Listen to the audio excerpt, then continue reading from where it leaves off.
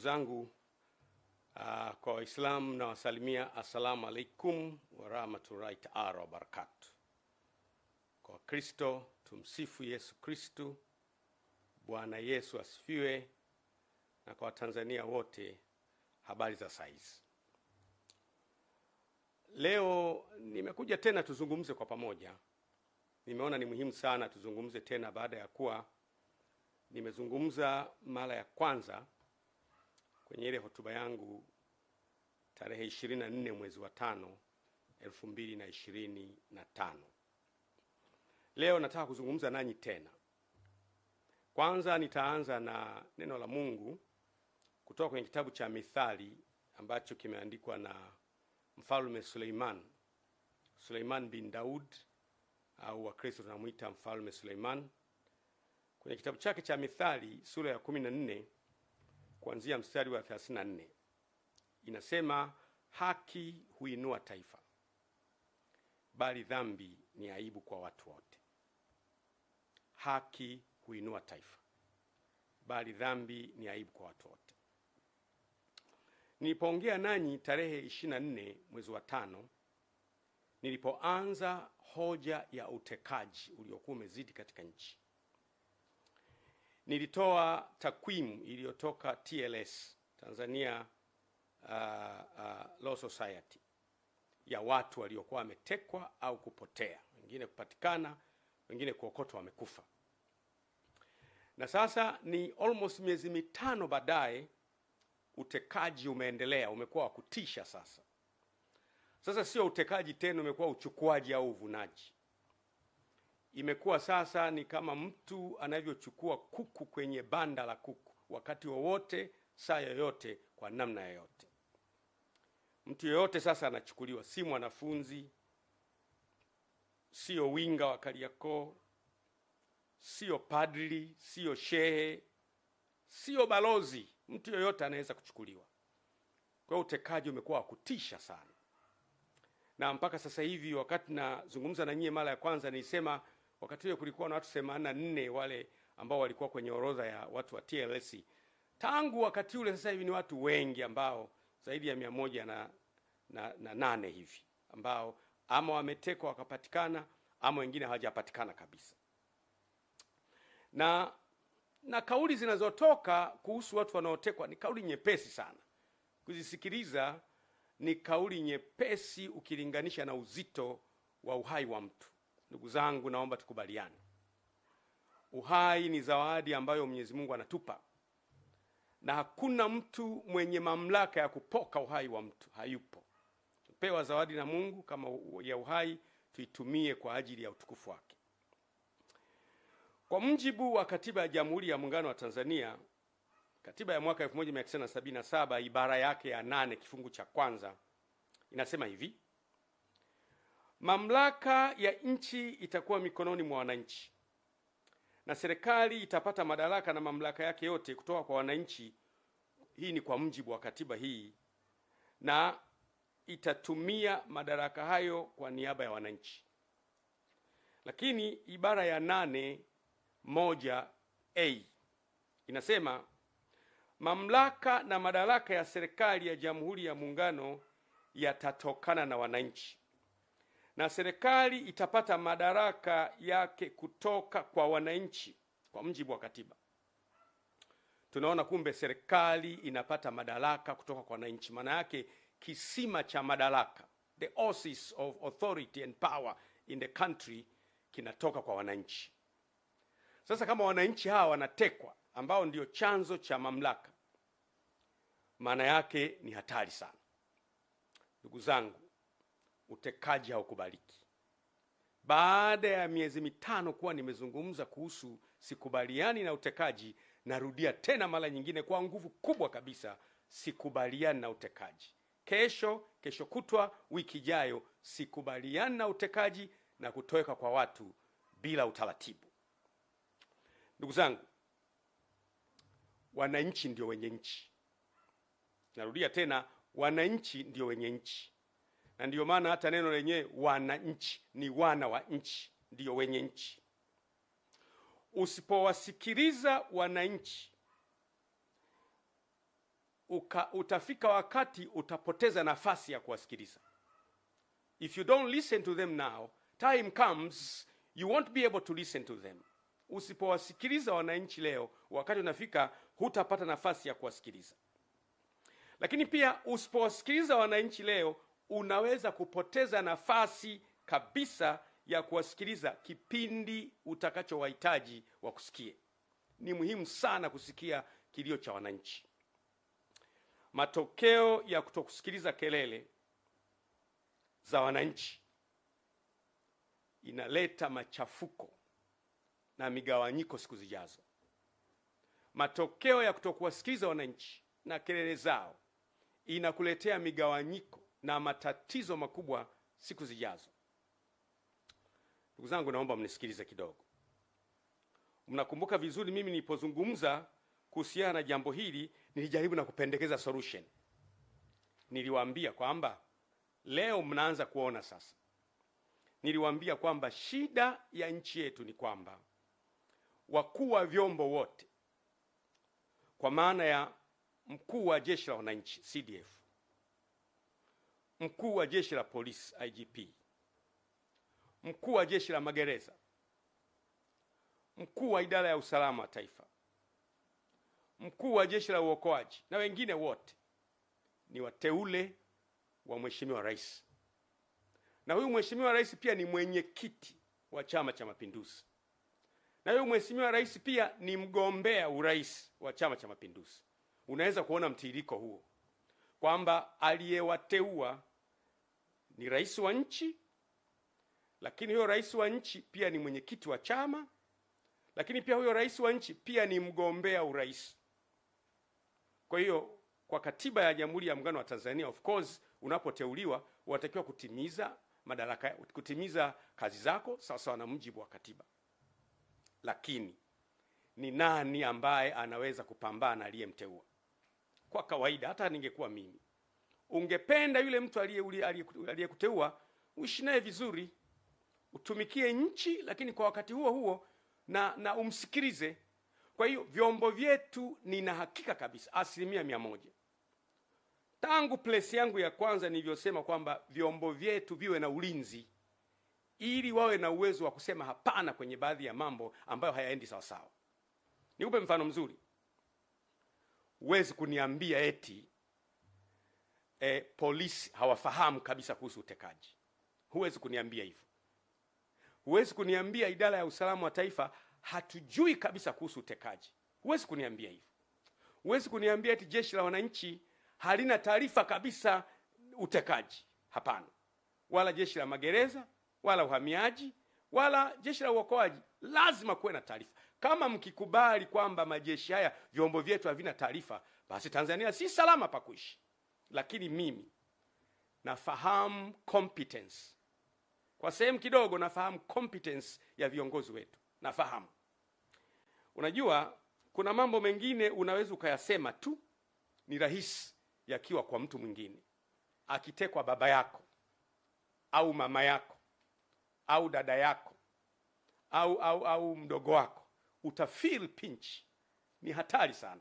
Mimi siamini eti wakuu wetu wa vyombo hawajui kabisa watu wanakwenda wapi. Lakini nilipendekeza mimi nikasema kwamba ni muhimu sana vyombo hivi vipewe semi autonomy. Semi autonomy maana yake ni kwamba kuwe na kujitegemea fulani. Kwa sababu sasa hivi narudia tena yale. Mimi nilizungumza tatizo and I suggested solution. Nilizungumza tatizo na nikapendekeza ufumbuzi. Lakini mwanzoni mlikuwa mnaona kana kwamba huyu anaongea tu. Niliongea mapema sana miezi 5 iliyopita, tarehe 24 mwezi wa 5 2025. Nikapendekeza nikasema hivi: ili kukomesha huu utekaji ambao umeendelea kuwepo katika taifa letu, ni vizuri wakuu wa vyombo wote wawe na semi autonomy. Semi autonomy maana yake kwamba wawe na kujitegemea fulani. Nikasema kuwe na mamlaka ambayo Mheshimiwa Rais anaweza kumteua, kwa mfano DJIS, mkuu wa idara ya usalama wa taifa, anamteua. Mheshimiwa Rais kama ilivyo kawaida amteue mkuu wa jeshi la wananchi CDF, Mheshimiwa Rais anaweza kumteua mkuu wa jeshi la polisi kama ilivyo na mkuu wa jeshi la magereza na mkuu wa jeshi la uhamiaji na mkuu wa jeshi la uokoaji. Lakini akitaka kuwatoa, kuwe na chombo kingine ambacho kinaangalia sababu za hawa kutolewa. Kuwe na instrument, kuwe na chombo kingine. Mimi nikapendekeza chombo kile kinaweza kuwa ni kamati ya ulinzi na usalama ya Bunge, ambayo sababu zipelekwe kwa nini yeye anataka kutolewa. Kwa mfano, sasa hivi natoa mfano tu.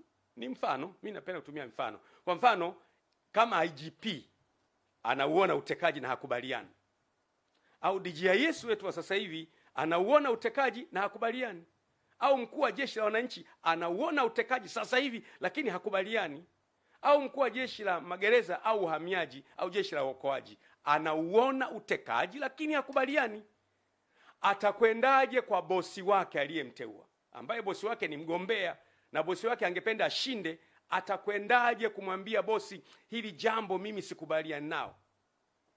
Ikitokea, sijasema ndivyo hivyo, ikitokea kile chombo cha utekaji ni chombo cha mmoja wapo kati ya wagombea, ikitokea, sisemi imetokea, lakini ikitokea, if it happens, kwamba chombo cha utekaji ni chombo kimoja wapo cha kikundi cha mgombea mmoja wapo, ikitokea hivyo, nisisemi ni hivyo, lakini ikitokea hivyo, anawezaje mkuu wa jeshi la polisi kumapproach bosi wake kumwambia, bosi, kale ka kikundi kako bwana kanachukua watu? Anawezaje mkuu wa jeshi, mkuu wa idara ya usalama wa taifa kumwambia, bwana bosi, kale ka kikundi kako? Anafukuzwa kazi. Hiyo ni kweli. Usifikiri kwamba kuficha kichwa kwenye mchanga ni kuepuka madhara yanayokuja. Don't think hiding your head on the sand is a means to avoid disaster. Madhara yanapokuja ni kuyafesi na kukabiliana nayo na kutafuta ufumbuzi. Ndio maana niona mimi nitazungumza na kuzungumza tena bila woga. Hapo katikati nilinyamaza kimya nikiwa na tafakari, pengine mambo haya yatakoma, lakini bado yanaendelea. Kwa hiyo si kweli kwamba eti wakuu wa vyombo wanakuwa hawajui kabisa. Wanajua, lakini watafanyaje? Akikaa akafumba macho akalala, ndani ya moyo wake akitafakari, anaona huu utekaji unaharibu nchi, ila atafanyaje? Lakini tungefanikiwa kuwa na semi autonomy, hawa wakuu wa vyombo kuanzia CDF kwa mfano, natoa mfano CDF pamoja na walio chini yake, Chief of Staff na wengine walio chini yake, tukasema hawa bwana wanatulindia nchi yetu. Kwa hiyo huyu kiongozi wa nchi atakayekuepo, mamlaka ya nchi, unajua watu wengine they are very narrow minded. Ukizungumza mamlaka ya rais, wanahisi unamwongelea rais aliyepo madarakani. Rais ni rais. Rais atakayekuja wote ni rais. Kwa hiyo mamlaka ya rais iwe na uwezo wa kuteua, lakini kumwondoa CDF, kumwondoa Chief of Staff na walio chini yake hapo pote isiwe rahisi, ili huyu CDF anapoona jambo lenye kuharibu nchi na kuumiza nchi inaendelea, awe na ujasiri wa kusema bosi, kwa unyenyekevu, bosi, hili jambo hapana. Na anaposema hivyo asipate madhara ya kufukuzwa kazini na kuharibikiwa yeye na familia yake. Vile vile mkuu wa jeshi la polisi, mkuu wa jeshi la polisi, IGP na walio chini yake wote hao watatu wanne wenye mamlaka ambao wameteuliwa na rais, wawe na uwezo na wenyewe wakiona jambo la kiutekaji au la kuharibu nchi au lolote ambalo linatishia amani ya nchi, na wenyewe wawe na uwezo wa kusema bosi, samahani, hili jambo si jema, litaharibu nchi. Wamshauri kwa unyenyekevu, na bado hawamvunjii heshima, na bado walinde nchi yetu iwe salama. Iwe hivyo hivyo kwa idara ya usalama, iwe hivyo hivyo kwa uhamiaji, iwe hivyo hivyo kwa magereza. Wawe na uwezo wa kusema hapana kwenye yale mambo ambayo wanaona yanatishia uhai wa nchi yetu, na wasiwe na madhara kwa siku zijazo. Huo ndio ulikuwa ushauri wangu. Niwaambie ndugu zangu, si kweli kwamba eti mpaka leo vyombo havijui balozi mstaafu, mwenezi wa Chama cha Mapinduzi Taifa mstaafu, mjumbe wa kamati kuu ya Chama cha Mapinduzi mstaafu, mjumbe wa halmashauri kuu ya CCM mstaafu, Balozi Polepole eti vyombo vyote havijui iko wapi. Si kweli, si kweli, si kweli. Kama Polepole ametowekea akiwa Tanzania, I am 100% nina hakika kabisa kwamba vyombo lazima viwe vinafahamu iko wapi, na kama havifahamu basi Tanzania sio sehemu salama kuishi. Lakini mimi kwa kiwango kidogo najua competence ya vyombo vyetu na wakuu wa vyombo. Najua, narudia tena, mimi najua competence ya wakuu wetu wa vyombo. Najua kabisa. CDF amekuwa kwenye kazi muda mrefu, ni mtu competent, anaiweza kazi. IGP Wambura ni mtu competent kabisa, namfahamu Wambura tangu akiwa Kinondoni pale, namfahamu Wambura tangu akiwa kanda maalum. Wambura amefanya kazi kule Mtwara kipindi kile cha mambo magumu. Wambura ni mtu competent. Mimi am 100%. Huwezi kunidanganya kwamba eti Wambura hajui kabisa. Wambura atakuwa anajua. Lakini Wambura anamwendeaje bosi wake? Kusema kwamba bosi hili swala haliendi vizuri, atapoteza kazi. DJIS eti ndugu yangu Suleiman Mombo eti hajui kabisa. Anajua. Lakini akienda anaweza kupoteza kazi. Siamini CDF hajui au generali kiongozi wa magereza hajui. Wanajua, lakini sasa watafanyaje? Wakitulia ndani ya mimi nahakikishia Tanzania tuna vyombo competent. Kwa swala la vyombo tu ni competent, lakini hatujapata a mechanism ya kuwalinda hao wakuu wa vyombo ili na wao watulindie nchi yetu. Kwa hiyo muda unakuja na siku moja itafika. Mimi nasema siku moja itakuja tu ambayo tutapata namna ya wakuu wa vyombo kuwalinda, watulindie nchi yetu na maono yetu.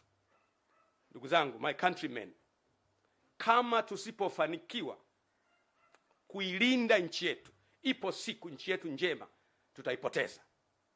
Kwa sababu motive ya mgombea yote ni kushinda uchaguzi. Hata ningekuwa mimi, motive ya mgombea yote ni kushinda uchaguzi.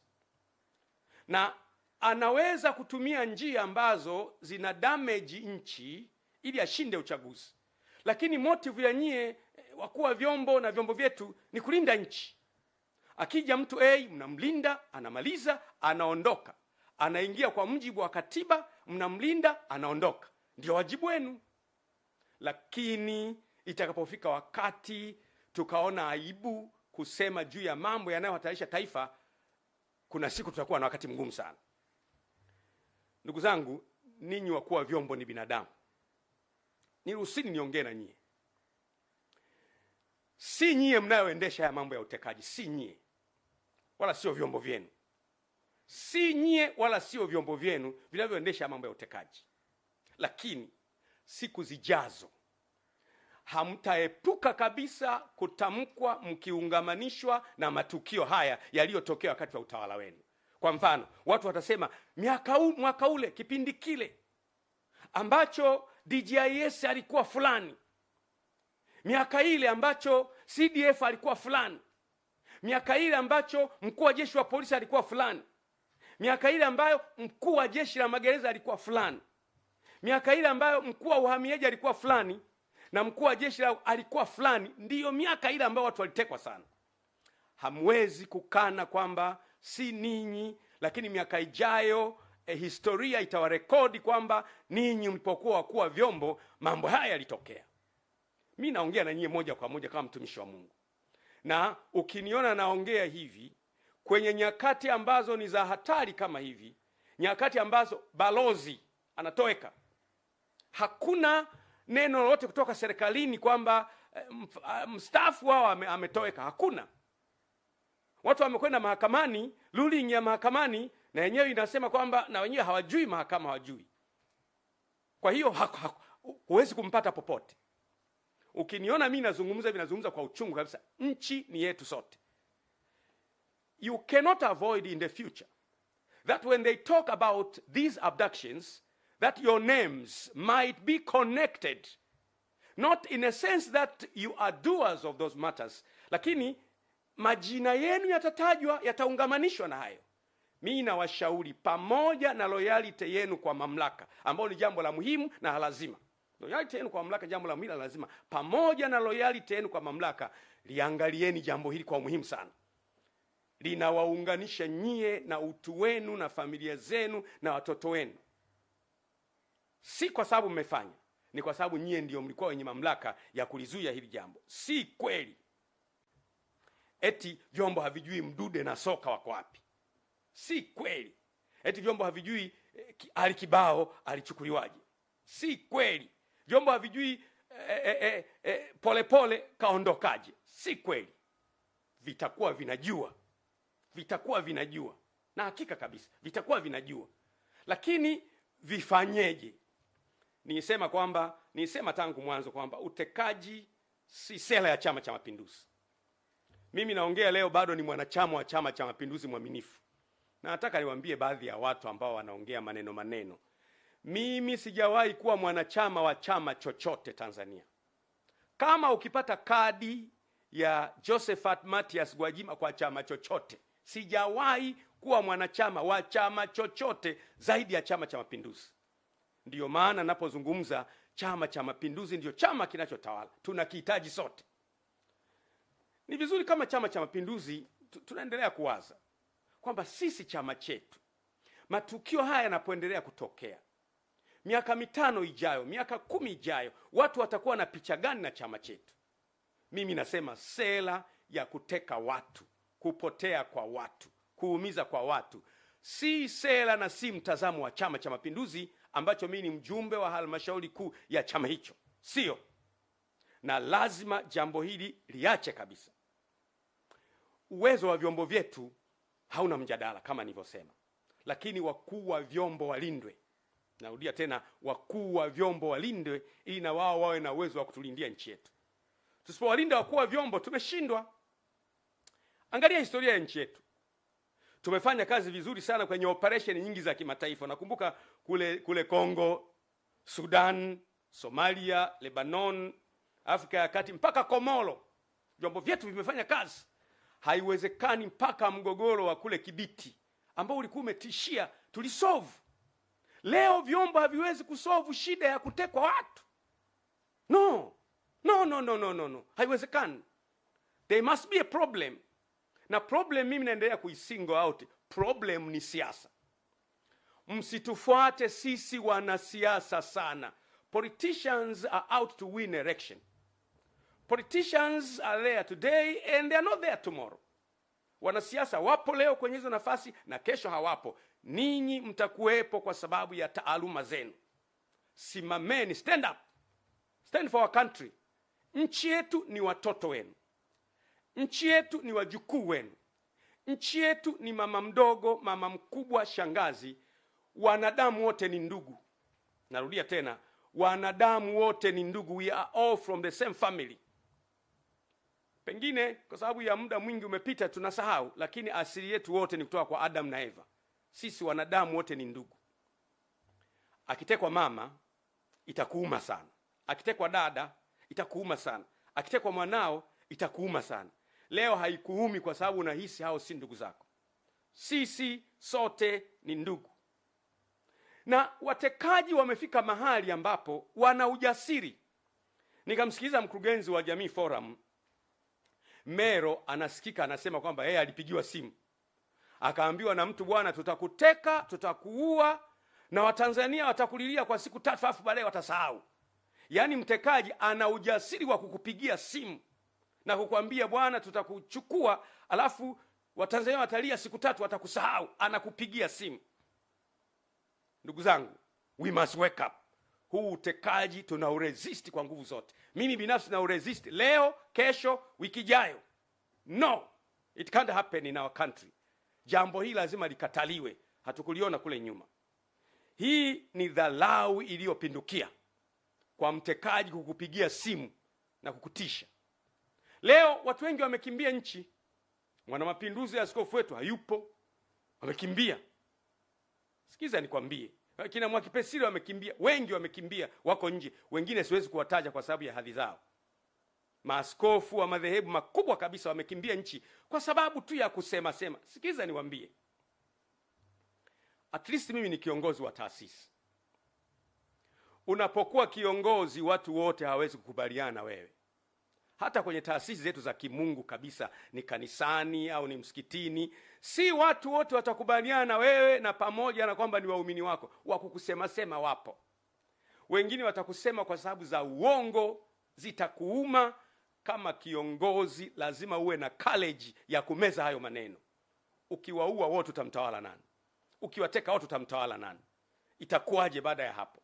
Unaweza kuwateka ukashinda uchaguzi. Baada ya kushinda uchaguzi, kila uliyemteka ana mdogo wake, ana mjomba wake, ana shangazi yake, ana kaka yake, ana ndugu yake. Baadaye nchi itakuwa kwenye uchungu ambayo itakuwa ni ngumu sana kuiganga.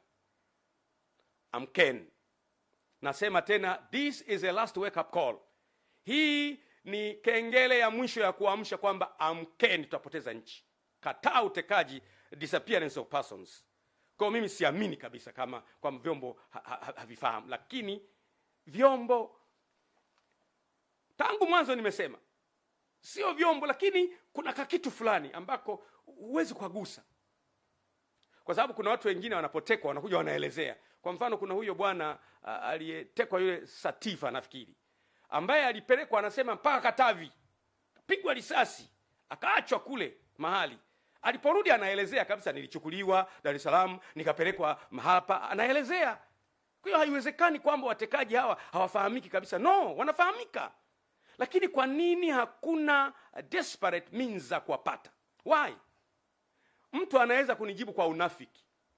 Akanijibu asema, wewe Gwajima bwana, hawa watekaji unasema wanafahamika, basi tuambie ni kina nani? Ndugu yangu, Mo alitekwa pale Korosham wakati ule. Mimi nilipiga kelele, rudisha Mo. Kama unabisha, nenda kwenye YouTube. Nilisema mrudisheni Mo. Na wakati ule rais alikuwa Magufuli, whether yeyote, utekaji haukubaliki anytime. Wakati kina Roma Mkatoliki wanatekwa, mimi nilipiga kelele. Wakati utekaji ulikuwa umeshamili, nilipiga kelele. Tangu wakati wa Magufuli na wakati huu sikubali utekaji. Kwa mambo mema ambayo mtu anafanya anatakiwa asifiwe, kwa mambo maovu anayofanya anatakiwa akemee bila kujali yeye ni nani. Tanzania ni yetu sote. It does not belong to a single entity. It belongs to all of us. Tanzania ni yetu sote, si mali ya mtu mmoja, ni mali ya Watanzania wote. Siasa huja na kuondoka, na wanasiasa huja na kuondoka, lakini Tanzania inadumu vizazi hadi vizazi. Lazima tuilinde nchi yetu. Ndiyo maana mimi nasema kabisa, kuna kikundi kanakoshughulika na utekaji. Sio vyombo. Mimi na hakika si vyombo. Kuna kikundi kanakoshughulika na utekaji. Na ninapoongea sasa hivi kikundi haka kanakasirika kweli. Huyu Gwajima mbona hajatekwa yeye? Huyu Gwajima, unasikia huyu kaondoka, yule kaondoka. Watu wanakwisha nchi na tuko kimya. Msiba ukiwa kwa jirani yako, utakuwa na ujasiri wa kwenda kuandika kwenye daftari na changia. Siku utakapopatwa na msiba, huwezi fungua macho yako. Wake up. What is happening on your neighbor, it will soon happen in your house. Kinachotokea kwa jirani yako kitatokea kwako. Ni muhimu sana. Kwa hiyo mimi nasema kabisa, narudia tena, nielewe emphasis yangu. Mimi I speak a problem and I suggest a solution. Ili shida hii ishe, lazima vyombo viwe na kujitegemea fulani. Utafika wakati watu watakuwa very bitter, wanakuwa na uchungu. Kunakuwa na mkusanyiko wa watu mbalimbali ambao wana uchungu kwa sababu ya A, B, C, D. Mkusanyiko wa watu pamoja ni ngumu sana kuwatibu. Kumbuka, kila kinachoanza huwa kina mwisho wake. Anything that begins has an end. Kuna siku utekaji utakoma, na utakoma soon. Mimi na hakika kabisa. Mungu aliyeumba wanadamu hawezi kuruhusu mwanadamu unakuja unachukuliwa kwenye nyumba tu kama jogoo, unachukuliwa kwenye nyumba kama kondoo, unapigwa, alafu asubuhi watu wanao michirizi ya damu hiyo, Balozi Polepole kaondoka. Alafu unafuatilia wapi? Mahakama haijui, polisi hawajui, kila mtu hajui amekwenda wapi, nobody knows. Jamani, haiwezi kuwa nchi. Na mimi mambo haya siyakubali kabisa. Ni mwanachama wa CCM na nitaendelea kuwa mwanachama wa CCM, na naamini kuna wanachama wengi wa CCM wenzangu ambao hawakubali utekaji. Kama unakubali ni wewe, lakini mimi no, sikubaliani na utekaji. Kwa hiyo ni lazima wakuu wetu wa vyombo na wasaidizi wao walindwe, ili na wao wawe na uwezo wa kutulindia nchi yetu. Yeyote yule akiingia kwenye target, watamuona, watakuwa na ujasiri wa kusema wewe hapana bwana, acha. Na wakisema hapana, haitawaletea madhara. Simaanishi kwamba wakuu wetu wa vyombo ni waoga, no. Na mimi ni binadamu, mtu aliyeniteua nikiona anafanya jambo najua kwamba kuna consequences zake. Nitapata consequences. Na mtu, wewe umelay down maisha yako yote. Umetembea njia ya uongozi kuanzia kule chini. Umepanda mpaka kule juu. Leo uje upewe matatizo pale juu. Unashindwa. Mwanadamu ameumbwa na haya. Kwa hiyo nashauri mno, nashauri sana, na hili jambo itakuwa ndio tiba permanent ya utekaji na mambo mengine yanayohusiana na utekaji. Tiba ya ulinzi wa maono ni hivi kwamba ili maono ya nchi yalindwe, tuwe na vyombo vya kulinda maono. Kwa mfano, mimi nilipokuwa bungeni nimezungumza sana kuhusu maono ya muda mrefu. Nikasema kwamba hakuna nchi yenye uwezo wa kuendelea kwenye miaka 10 au 15 au 20. Nchi zinaendelea kuanzia miaka 50, miaka 100.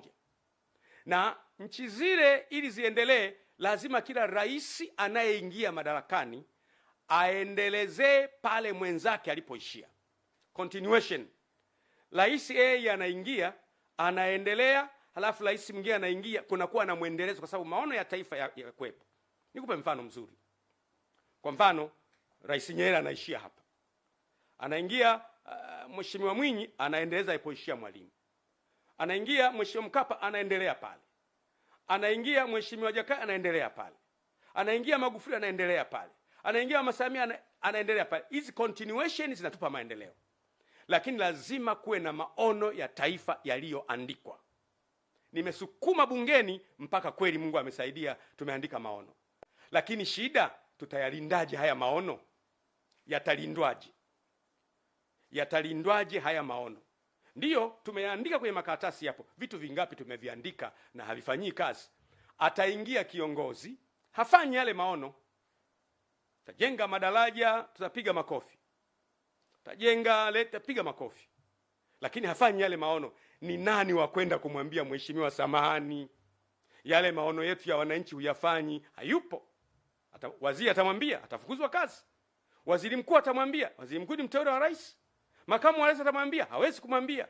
Sasa hivi vyombo sasa vya kwetu hivi vinavyokuwa na kujitegemea fulani, vinakuwa pia walinzi wa maono.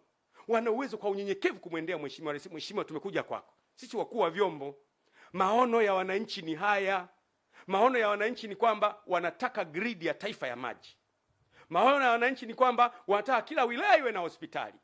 Maono ya wananchi ni kwamba wanataka kila barabara iwe ya lami. Maono ya wananchi wanasema kila mtoto mwenye uwezo wa kusoma chuo kikuu asome chuo kikuu. Maono ya wananchi ni kwamba asipatikane mtu wa kukaa kwenye nyumba ya majani. Maono ya wananchi ni kwamba kuwe na innovation centers, centers za uvumbuzi, wale watoto wenye vipaji maalum wawekwe pale. Unaanza kuondoka mheshimiwa. Hao watakuwa ndio walinzi wa maono. Vinginevyo, bila ya hivyo, tutaandika maono kwenye vitabu ambayo hatuwezi kuyalinda. Lakini nataka kuambia, asubuhi inakuja. Narudia tena, tutazame kule mbele, asubuhi inakuja. Haya mambo ya utekaji na kuumiza watu kuna siku yatakwisha. Na naamini kabisa yatakwisha. Ndugu zangu, ufisadi na uharibifu wa mali za taifa. Taifa letu lina safari ya kujenga uchumi na kuinua maisha ya watu. Objective au lengo kubwa la kila taifa ni ustawi wa watu wake. Inafahamika. Lengo kubwa la kila serikali ni ustawi wa watu wake. Ufisadi msingi wake mkubwa ni choyo, ulafi, ubinafsi, kukosa kuwaona wengine wana thamani kuliko wewe. Na ndio maana unakuta mtu amejilimbikizia vitu. Kumekuwa na malalamiko kila mahali ya wizi wa mali, ambao mimi huwa naepuka sana kumtaja individual. Kwa sababu nikilazimia kumtaja individual huwa namtaja in details. Ndio maana nasema ili mpate ujumbe. If I am obliged to speak an individual, I have to detail the individual. Na mimi singependa sana. Lakini wizi umezidi. Tunaona kwenye mitandao tuhuma zimejaa wizi, si madini, si hiki. Tuhuma zimejaa. Na hili jambo linatakiwa kufanyiwa kazi. Ni hatari sana kwa ustawi wa taifa letu. Tumekuwa tukimsikia Polepole, Mheshimiwa Polepole akisema wazi taarifa mbalimbali za ufisadi mkubwa kwenye madini, kwenye maeneo mbalimbali ambayo mimi sitaki kuyasema. Sitaki kuyasema kwa sababu mimi nimekuwa kwenye kamati ya bunge ya biashara, viwanda na uwekezaji wakati ule. Nafahamu vitu vingi. Nafahamu sana kuhusu Liganga na Mchuchuma. Wale wabunge wenzangu tuliokuwa kwenye kamati moja wanajua nikiwa naongea. Nilishaya kusimamia kuhusu Liganga na Mchuchuma. Nikasimama na kuwaelezea kwenye kamati. Nikatoa na document. Nikaonyesha document jinsi ambavyo tumepoteza pesa nyingi. Yaliyonipata Mwenyezi Mungu peke yake anajua. Usiku ule watu walivamia nyumba yangu, wakavunja gari, wanatafuta document kule Dodoma. Kwa hiyo usifikiri kwamba kuna wakati mimi nakaa kimya kwa sababu ya staha.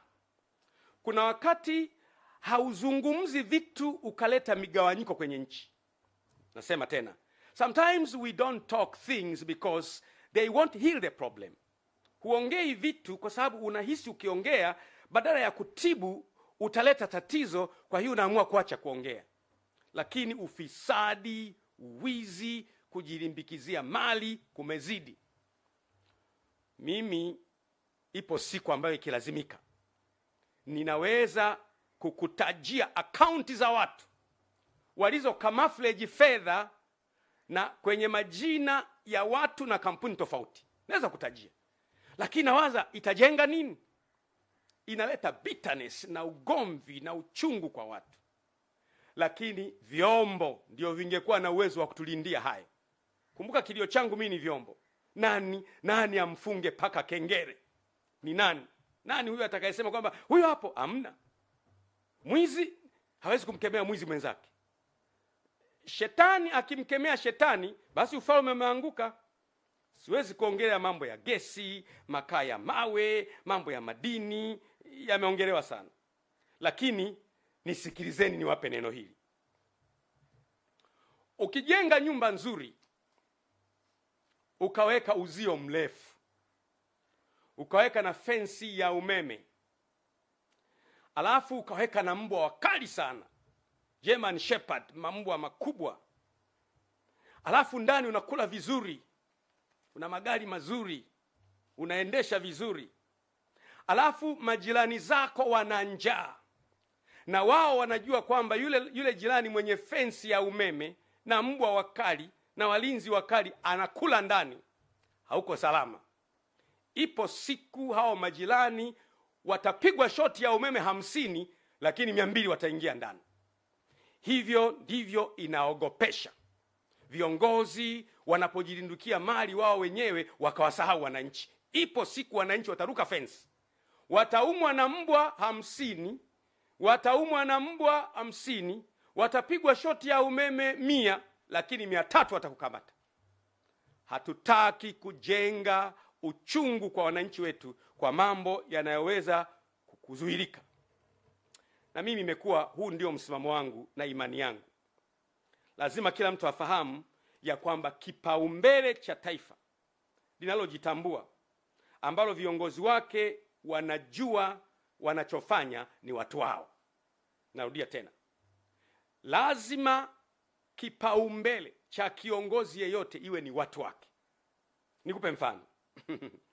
Kwa mfano, unajenga barabara kwa ajili ya nini? Watu wapite, watu waendeshe magari. Unajenga hospitali kwa ajili ya nini? Watu watibiwe, watu wapate kazi. Unaleta maji kwa ajili ya nini? Watu wanywe. Unaweka umeme kwa ajili ya nini? Ili watu waone. Unaweka mwendo kasi kwa ajili ya nini? Watu watumie. Shule kwa ajili ya nini? Watu wasome. Kwa hiyo ni watu. Kwa hiyo msingi wa maisha ni watu.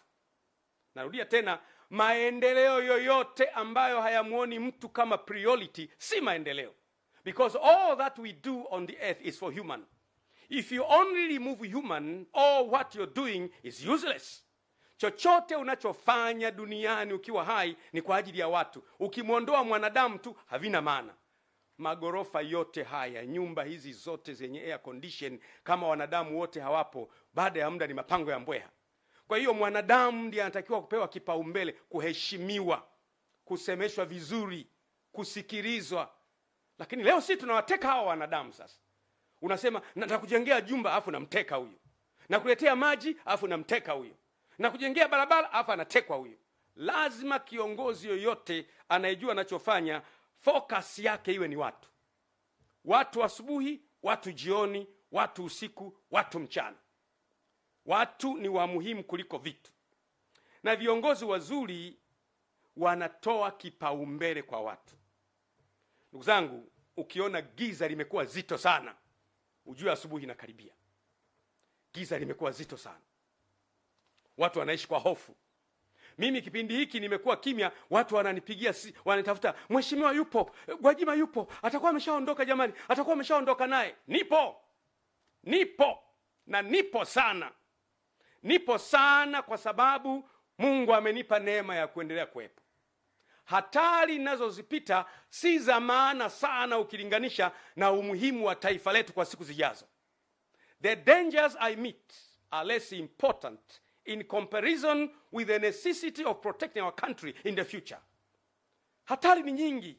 Unatembea mtu kwenye mashimo, kwenye mahandaki. Lakini nasema iwe kwenye mahandaki, iwe kwenye mashimo, iwe kwa kujificha, iwe kwa kuishi au kwa kutokuishi, lazima mimi nitaisimamia nchi yangu na kuitetea nchi yangu, na utekaji hapana. No. Na tutazame kule mbele. Asubuhi inakuja, siku ambayo kutapambazuka, tutembee mitaani hatuna hofu ya kutekwa wala kupotea. Siku ambayo mtu atakuwa wa thamani kuliko kilomita za barabara ya lami au ya zege. Siku ambayo uhuru wa kuongea na kukosoa utakuwa wazi, utazungumza bila ya kumwogopa mtu. Siku zinakuja. Sasa hata kuipata haki imekuwa shida. Unaona mtu anahangaikia haki. Kwa mfano, nikupe mfano mzuri. Vyombo vya kutoa haki kwa mkono wa sheria vinatakiwa kuwa famu. Mahakama zetu ziwe famu. Bahati nzuri sana, jina hakimu au jaji ni jina la Mungu mwenyewe. Biblia inasema kwamba msingi wa kiti cha enzi ni haki na hukumu. Maandiko yanasema hivyo. Msingi wa kiti cha enzi cha Mungu ni haki na hukumu. Kwa hiyo mtu akiitwa hakimu au mtu akiitwa jaji ni jina la Mungu, kwa sababu Yesu anaitwa hakimu wa haki. Kwa hiyo watu wanapotafuta haki kwenye mahakama hawazipati. Unaweza kufika wakati watu wakafa moyo, wakatumia njia isiyo sahihi kuipata haki yao. Nitoe mfano. Kwa mfano, unamwona mheshimiwa kwa mfano Ruhagampina, mgombea wa chama chake ACT. Tangu alipoanza kugombea akatolewa, amehangaika mahakamani mpaka muda wa kampeni umeisha. Yaani muda wa kampeni umeisha, bado anatafuta haki. Hebu jaribu kuimagine, anatafuta haki tu na yeye awepo kwenye ballot paper, apigiwe kula, mpaka muda wa kampeni siku 60 zimeisha. Juzi nimemwona yuko mahakamani anatafuta haki. Muda umeisha, anatafuta haki. Amekata rufaa, hajapata bado, anahangaika, hajapata haki bado, mpaka muda wa kampeni umeisha. Sasa hebu niulize, kama mtu anatafuta haki kwenye chombo cha kumsaidia apate haki, hawezi kuipata, atafuta haki wapi? Na waomba sana, ni muhimu sana kuwaza hayo. Wakati mwingine unaona huruma sana. Lakini muone Tundu Lissu. Tangu mimi nilipotoa mapendekezo kwamba ili nchi iwe stable, iwe vizuri, mwacheni Tundu Lissu ajiunge na chama chake, na wenyewe wagombee, tushindane. Tutawashinda tu. Sisi Chama cha Mapinduzi chama kikubwa, tutawashinda. Anahangaika leo na haki. Lakini Father Kitima ambaye alipigwa, mpaka leo aliyempiga hajapatikana. Na hao watu waliompiga wapo. Lakini Balozi Humphrey Polepole, mbunge mstaafu, mwenezi wa Chama cha Mapinduzi na mjumbe wa kamati kuu na mjumbe wa halmashauri kuu ya taifa, mstaafu, amepotea. Dar es Salaam amepotea. Yaani Dar es Salaam unapotea. Dar es Salaam polisi hajui umekwenda wapi, jeshi la wananchi hajui umekwenda wapi, familia haijui unakwenda wapi, lakini umepotea. Lakini msifikiri kwamba watu wanaopotea wanapotea kabisa. Hapana. Hapana. Yule mtu anayeshughulika kukuteka ametumwa, ni binadamu. Baadaye pembea anasema, bwana unajua iko hivi, iko vile, iko hivi. Watu wanajua. Mimi nawashauri mno, vyombo jitahidini kwa kadiri mnavyoweza kukisaka kikundi hiki ambacho kinateka watu katika nchi. Na mgundue kwamba pamoja na kwamba sio sisi, lakini siku zijazo tutakuja kuunganishwa kwamba tulipokuwa madarakani matukio haya yalitokea. Jambo zuri likitokea, heshima inawaendea nyie. Narudia tena, jambo zuri likitokea katika nchi, heshima inawaendea nyie na vizazi vyenu milele na milele. Jambo baya likitokea, aibu inawaendea nyie milele na milele. Kwa nini tunamsoma Mangungo? Tunamsoma Mangungo leo kwa sababu Mangungo wa Msovelo alikuwa anauza watu wake. Mpaka leo sidhani kama mtu atakubali kuitwa yeye ni wa ukoo wa Mangungo, kwa sababu ukoo ulishaharibika. Kwa hiyo mambo ambayo yanafanyika yana reflect kwenye kizazi chako miaka ijayo. Ni muhimu sana watu wanapotafuta haki wapate haki yao, ili watu wasife moyo. Makanisa ya Ufufuo na Uzima ambao mimi nayaongoza, ni kiongozi wao, yalifungwa kwa sababu mimi nilitoa hotuba ya kupinga utekaji. Unaona sasa ilipofika. Sasa unaweza kujiuliza, mimi nilipinga utekaji, makanisa yakafungwa. Ina maana aliyefunga makanisa na utekaji wana uhusiano? Mimi ni swali lile, sijasema wana uhusiano, ni swali. Kwa sababu mimi nilikemea utekaji. Nikasema utekaji haufai. Makanisa 2006 makanisa yamefungwa. Mikoa yote, wilaya zote, tarafa zote, kata zote yamefungwa. Kwa nini? Nilikemea utekaji. Sasa ina maana kuna mchungaji kiongozi 2006 sasa hivi wako mitaani, hawezi kuongoza ibada. Kuna maaskofu wetu 32 hawezi kuongoza ibada. Kuna waumini 3 na laki kadhaa hawezi kwenda kwenye ibada. Wanawaza nini hawa watu? Tumeamua sasa, basi wamefunga, tutumie njia ya kutafuta haki kwenye vyombo vya haki. Hatujapata mpaka leo. Mpaka nikiwa naongea leo, hakuna muumini wa makanisa yetu, kanisa halijafunguliwa mpaka leo. Kwa nini? Umekemea utekaji. Narudia tena, funga milele. Utekaji haukubaliki. Narudia tena, funga kanisa mpaka Yesu arudi. Utekaji haukubaliki. Hatutakubali mtu atekwe, awe Muislamu awe Mkristo. Kule Zanzibar wanaendelea vizuri. Zanzibar kule si wamefanyaje? Wenyewe wako kwenye uchaguzi, wanaendelea vizuri. Wapinzani wanaendelea na wengine wanaendelea. Huku kumekuwa na shida. Kwa hiyo mimi kabisa nasema waziwazi kwamba makanisa hayajafunguliwa mpaka leo. Tuko kwenye vyombo vya haki kwa muda wa miezi 5, haki haijapatikana bado. Waumini wako wanazagaa 3 wako mtaani, wananiuliza tufanyeje? Unategemea nini? Mahala ambapo mtu anaonewa, anatumia chombo cha haki kuipata haki, hawezi kuipata kwa wakati, unategemea huyu mtu atafanya nini? Kwa hiyo ninaomba sana vyombo vya haki viweze kufikiri na kuona namna ya kutoa haki ili watu wasife moyo. Ni muhimu sana sana sana. Watekaji wanaweza kufikiri wako salama. Mimi ni muumini wa Biblia. Kwenye kitabu cha Ufunuo sura ya 13 mstari wa 10 inasema hivi: mtu akichukua mateka atachukuliwa mateka, na mtu akiua kwa upanga atauawa kwa upanga. Mambo ambayo mnayafanya kwa watu gizani, mambo yale miaka ijayo Mungu ataruhusu wafanyiwe watoto wenu mchana kweupe. Mwanzo sura ya 9 mstari wa 6 inasema, yeye atakayemwaga damu ya mwanadamu, damu yake huyo naye itamwagwa na mwanadamu, maana kwa sura yangu nilimuumba mwanadamu. Nchi inapoanza kumwaga damu za watu wasio na hatia, wewe Waislamu, wewe Wakristo, wewe hawana dini, nchi inaingia kwenye laana. Kwa hiyo ni muhimu sana kujaribu kuepuka jambo hili. Wale Wakristo wa Biblia mtafahamu vizuri. Bwana Yesu alipokamatwa, kama unavyojua Bwana Yesu alikuwa na wanafunzi 12. Alipokamatwa, mwanafunzi wake mmoja anaitwa Petro akachukua upanga akamfyeka mkamataji. Lengo lake lilikuwa zuri, wanamkamata bwana wangu ni wafyeke na wao. Bwana Yesu akamwambia Petro, ulichokifanya ni kizuri. Unanitetea mimi na kuniondoa kwenye tatizo kwa kutumia upanga, lakini mimi nakupenda. Ile Mathayo 26 mstari wa 52, Yesu akamwambia, rudisha upanga wako mahali pake, maana wowote waushikao upanga wataangamia kwa huo. Maana yake anayeua kwa panga naye atakatwa panga. Na habari kwa nyie watekaji, acheni. Na wale mliowateka waachieni, mwachieni polepole.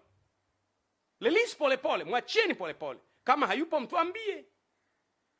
Waachieni wengine ambao mmewateka, waachieni. Mtaifanya nchi iwe mahala pabaya. Niwape mfano wa mwisho afu namalizia. Ukiona kwa mfano jumla ya watu wote waliotekwa na ndugu zao na rafiki zao na majirani zao na sympathizers wao wanaona huruma. Jumla ya watu wote wanaomwonea huruma Tundu Lissu kama yeye, kwa sababu wapo wana CCM kama sisi tunamwonea huruma, kwa sababu mtu anapokuwa na brain ni asset kwa taifa. Kuna baadhi ya vitu ambavyo tunaacha vyama, tunatumia ubongo wa mtu kwa ajili ya kujenga taifa. Kwa hiyo kuna watu wanamhurumia Tundu Lissu, wengi wapo na wenyewe. Kuna watu wanamhurumia Luhagampina, jamani Luhagampina amezuiwa, wapo na wenyewe wengi. Kuna watu wanamhurumia Heche mwenyekiti ambaye anakwenda kwenye msiba wa kumzika Raila Odinga, amezuiwa pale. Leo yuko kwenye matatizo, hatujui yuko wapi. Unaona mambo yanavyokwenda. Kuna watu wanahurumia makanisa ya Ufufuo na Uzima amefungwa jamani. Mkusanyiko wa watu hawa wote, kuna mawinga wanalalamika. Kuna mkusanyiko hawa wote wanapotima kwa pamoja, nchi inakuwa haiko salama. Tunatakiwa tujifunze kuepuka kuignite moto mahala ambapo tunaweza kuzima moto. Niwatie moyo ndugu zangu wananchi. Mungu hachelewi. Mungu hachelewi kuitimiza ahadi yake. Utekaji umezidi, maisha ya watu yanaharibika, na Mungu atajibu. Maneno yangu haya ni ya thamani sana, hasa kwa muda ambao nayazungumza. Kwa muda huu hakuna mtu anaweza kuzungumza na yuko nchini. Mimi niko nchini. Niko hapa kwenye nchi. Wengine wote wamekimbia. Kwa nini? Na napozungumza wanaanza, jamani kwa juma atakuwepo. Sikiliza niwaambie. Bwana asipoilinda nyumba, wao walindao wakesha bure. Na Bwana asipoujenga mji, wao wanaojenga wafanye kazi bure. Ulinzi una Mungu. Mungu akitaka uishi utaendelea kuwepo. Na Mungu akitaka kuondoka utaendelea kuwepo. Kuna siku tutaondoka. Mtekaji ataondoka, mimi nitaondoka, mwenye madaraka ataondoka, watoto wetu watabaki vizazi baada ya vizazi. Lazima tuilinde nchi yetu. Mimi nimedhamiria kusimama na wananchi. Mimi ni mwanachama wa Chama cha Mapinduzi aliyechagua kusimama pamoja na wananchi. Narudia tena, I want it to be very clear. Mimi ni mwanachama wa Chama cha Mapinduzi, ni mjumbe wa halmashauri kuu ya Chama cha Mapinduzi ambaye hakubali utekaji, hakubali uonevu, sikubali ufisadi. Nimedhamiria kusimama na kilio cha wananchi na nitasimama nao mpaka mwisho. Na wanachama wenzangu mnielewe kabisa kwamba nimedhamiria kusimama na wananchi mpaka mwisho, mpaka utekaji uishe.